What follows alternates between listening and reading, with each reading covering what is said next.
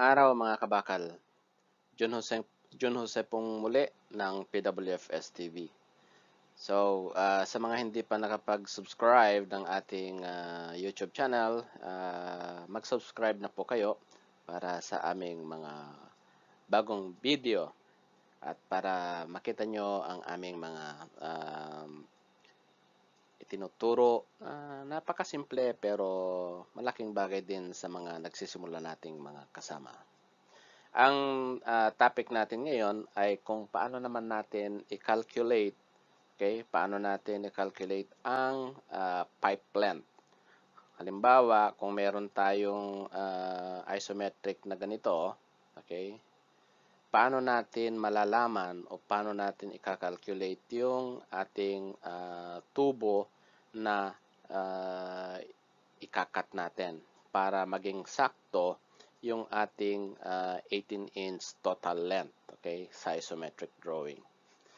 Yan. So, maganda po ito para sa mga nangangarap maging pipe fitter o kaya sa mga mga helper natin na mga kabakal na gustong maging pipe fitter. At least magandang video ito para sa inyo. Right, so calculating pipe length, pipe fitting 101 by PWFS TV. Right, so piping drawing usually show the dimension of the overall run of pipe. So yung overall run of pipe ang nakalagay doon sa dimension na nakalagay sa piping drawing or sa isometric, okay? But it is up to the pipe fitter, okay, to determine the length of the individual straight pipe within the run. So yung pipe fitter po ang magko-compute kung ilan ang puputulin niyang pipe para sa isometric na yon. Parang yung sinabi natin sa unang pahina ng ating slides, okay? So, as in the case of threaded and socket weld piping, the three methods of determining pipe lengths are, okay? So, meron tayong tatlong method. Una, center to center method, okay? Kung elbow to elbow yan, center to center method yan. Pangalawa ay center to face method, kung ang isometric mo naman ay elbow to flange, okay? So kung elbow to flange yung isometric, ang yung method naman ay center to face. At kung flange to flange naman yung isometric mo, ang method mo naman in determining the pipe length o yung tubong ikakat mo ay face to face method. So, paano ba itong mga ito? Ganito po yon. I have this example parang dun sa una nating page, okay? Tulad nito, meron akong isometric na ganito, okay? Tapos ang total length niya ay 18 inch. So, meron akong elbow rito, pipe, tapos elbow, okay? So, syempre may pipe din doon, may pipe. Pero ito yung ating kino-question. So, ilan ang dimension, gaano kahaba itong from this circle to this circle. Yun ang ating hinahanap. Okay? So, kung ganito ang isometric mo,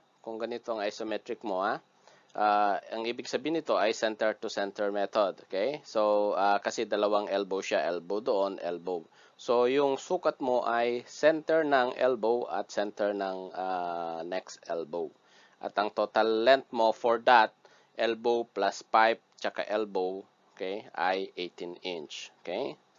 So, meron akong example dito, center to center method. So, kung paano ba i-compute, So, meron akong elbow rito, tapos pipe, elbow. So, para makuha mo itong length na ito, okay, ang ima-minus mo yung total length, ito yung total length niya, total center to center distance, minus yung take off ng elbow mo dito, tapos yung gap mo, tapos i-minus mo ulit yung take off ng elbow dito at saka yung gap.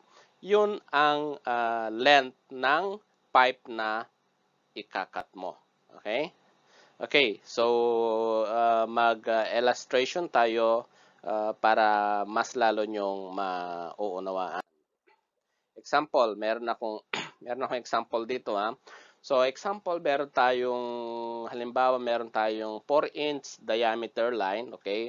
So meron tayong elbow, elbow, pipe, tsaka elbow. So lalagyan ko ng dimension para mas madali nyong maunawaan. So yung take off ng pipe ay gagawin kong A, okay? Take off ng pipe take off ng elbow ay A. So take off ng elbow ay A, okay? So yun ay A. Tapos yung gap ko ng welding gap ko ay B, welding gap ng welding ay B. At yung puputulin ko namang tubo ay gagawin kong C, okay? Now, sa calculation, sa total length ng center to center distance, gaya ng nasa isometric kanina, ay 18 inch. 18 inch, ha? So, for sa calculation, so, ang A is the elbow take off, as I said earlier. Gaya ng sinabi ko kanina, yung A natin ay take off ng elbow. Okay? For 4-inch elbow, say long radius tayo, para makuha natin yung take off ng elbow, actually meron na akong video dati na kung paano pagkuha ng take off ng elbow. So, balikan na lang po ninyo yon. Okay? So, ang pagkuha ng take off ng long radius elbow sa 4-inch is NPS or nominal pipe size times 1.5. Okay? So, ang nominal pipe size ko ay 4 inch. So, 4 times 1.5 which is equals to 6 inch. So, ang take off ko ngayon, okay, ng elbow ko ngayon, ang A ko, okay, ay 6 inch. So, meron akong 6 inch dito at meron akong 6 inch dito. Okay? So, ang B naman is a weld gap. Yun ay weld gap. Normally, ang weld gap ay 1/8 inch or 3 mm. Okay? So, para maging sure naman kayo, okay, ito ay SOP lang ito. Para ma-sure nyo yung B, okay, tingnan nyo yung WPS nyo kung ilan yung root gap na inaalaw. Okay, nakalista yan sa WPS. Okay, but for the sake of illustration lang, okay, normally kasi ang weld gap ay 1/8 or 3 mm. Okay, kaya lang ito ay magbabago ayon sa WPS. So, sa WPS nyo kukunin to. Gagamitin ko lang yung normal parameters na 1/8 inch or 3 mm. So, to calculate yung C, okay, ang C naman ay ang length of pipe na ipuputulin natin. So, to calculate, okay, C is equals to the total length which is 18 inch minus A, okay, minus B, tapos minus B, minus A ulit. Okay, so, total length is 18 inch. Kung makikita nyo, yung A natin ay dalawa. So, 2A. Okay, 2A. Tapos yung B natin ay dalawa, 2B. Okay? So, total length is equals to 18 minus 2 times 6. A is equals to 6. So, 2 times 6 minus ulit mo ng 2 at saka 8 times mo yung gap which is 1/8. Okay? So, mangyayari yan 18 minus 12 minus 0.25. Okay? So, ang magiging C mo ngayon ay 5.75 inch or 146 mm. Kung i-calculate mo yan, para maging millimeter siya ay i-multiply mo itong inch ng 25.4. Okay? So, 5.75 times 25.4 is equals to 146 mm. So, yan yung length ng tubo na ikakat mo para dito sa isometric na ito. Para makuha mo yung 18 inch na total length. Right? So, that is the first example sa center to center distance. Ang next naman ay center to face method. Okay? Ang center to face method naman ay ito, isang elbow at saka isang flange. So, meron kang flange dito, meron kang elbow. Yung sa elbow, yun ay sa center. At yung flange naman ay sa face. Okay? So, center to face kasi ito yung face mo. Okay? So, same pa rin, 18 inch pa rin ang gagawin nating example. Ang gagawin nating example, ha? Alright, so, ito, meron akong illustration sample dito. So, meron akong, ayon doon sa isometric, meron akong elbow, pipe, at saka flange. Okay? So, ang tawag dito ay, dito sa elbow, ay sa center tayo kukuha. At dito sa naman sa flange, ay sa face tayo kukuha. So, meron tayong center to face method. So, para makuha naman natin yung length ng pipe na puputulin natin is center to face distance, which is 18, okay? I-minus mo yung take off ng elbow, minus mo yung gap, okay? Tapos minus ulit yung gap, tsaka yung take off naman ng flange mo, okay? So magbibigay tayo ng example. So dito meron tayong example. Ang example natin ay 4-inch diameter line. Okay? So meron tayong elbow, pipe, at saka flange. Okay? So lalagyan ko lang ng alphabetical dimensioning. So yung elbow take-off natin ay gagawin kong A. Yung gap natin ay gagawin kong B. So meron tayong dalawang B. At yung take-off naman ng flange ay D. Okay? So, ang C natin ay yung length ng tubo na puputulin natin para makuha natin yung 18 inch. So, ang total length ay 18 inch. Okay? So, A is the elbow take-off, as I said earlier.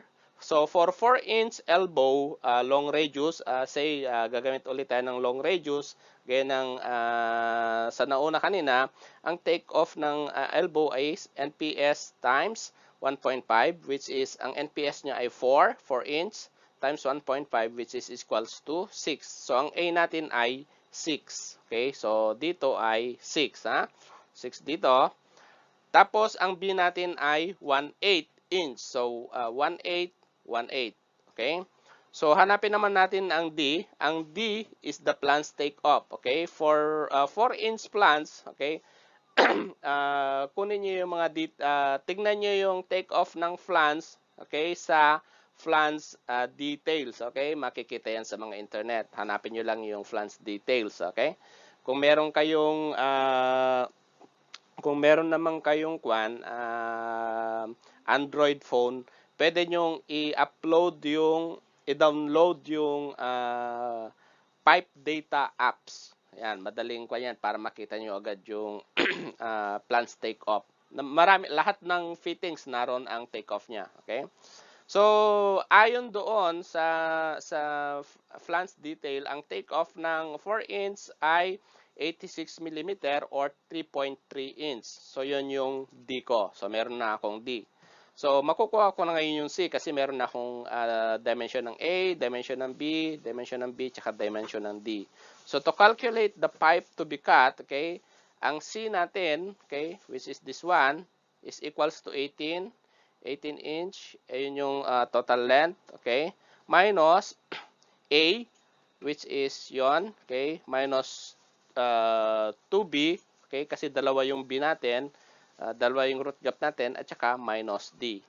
So, 18 minus 2 times 1/8, okay, minus 3.3, which is 18 minus 2.5 minus 3.3 is equals to 14.45 inch, or para maging millimeter siya, i-multiply nyo siya ng 14.45 times 25.4, which will be 367 millimeter. Yan. So, yan naman ang example natin sa center to face method. Okay? And the third one, okay, napakasimpleng kwan natin to. Ang third one natin ay face-to-face method. Etong face-to-face na method naman ay applicable siya sa flange to flange. Ito, flange. So, same pa rin, gagamitin natin yung 18 inch, ha? Para at least isa lang yung kwan natin, dimension natin. Okay, pero nagbago tayo, flange dito, flange din dito. Alright, so bibigyan ako ng detailed example dito. So, meron akong flange dito, tapos pipe, flange. Meron akong welding gap. Ayan ha.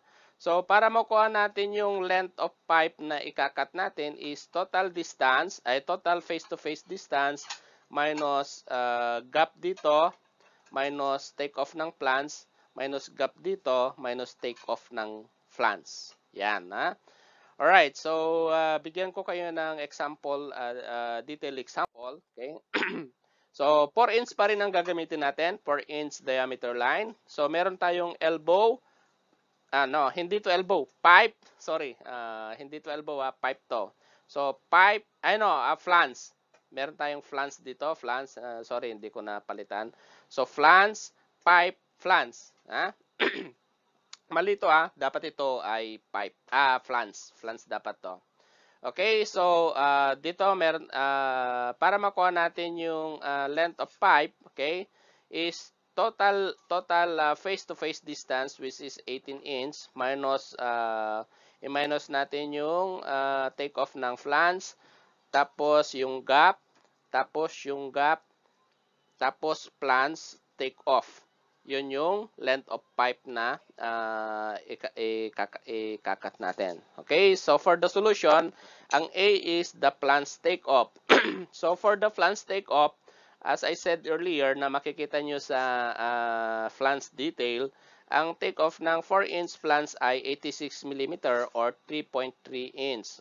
So yun yung magiging A natin. So meron tayong dalawang A dito, A dito. So A.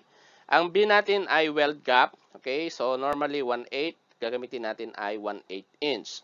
So to calculate the pipe to be cut, okay, so para makalculate natin to, ang C natin, okay, which is this one, okay, is equals to total distance length, 18 inch minus 2A. Kasi dalawa yung take-off natin ng flange. So 2A, tsaka minus 2B. Kasi dalawa yung root gap natin. Okay? So, ang total natin, to calculate, C is equals to 18 minus 2 times 3.3 minus 2 times 1/8, which is 18 minus 6.6 minus 0.25. Okay? So, in total, C is equals to 11.15 inch or 283.21 mm kung imumultiply, kung gusto mo ng millimeter. So, ito ay 11.25 times 25.4 is equals to 223.21 mm. Okay? So, ganun lang po kasimple ang pagkuha ng o pag-calculate ng ating mga length of pipe sa mga isometric. Okay? So, sana may natutunan kayo. Thank you very much. I hope you learned something today. So kung may question kayo, mag-comment lang kayo sa baba. Maraming salamat po at muli, Jun Jose po ito ng PWFS TV. At sana ay natuto kayo kahit konti sa aking video. Lalo-lalo na sa mga nangangarap maging pipe fitter. Thank you very much. Huwag niyong kalimutang mag-subscribe sa aming YouTube channel, PWFS TV. I-like ang aming mga video. I-click ang aming notification bell para sa mga bago naming video. Maraming salamat po, Jun Jose ng PWFS TV. God bless you all.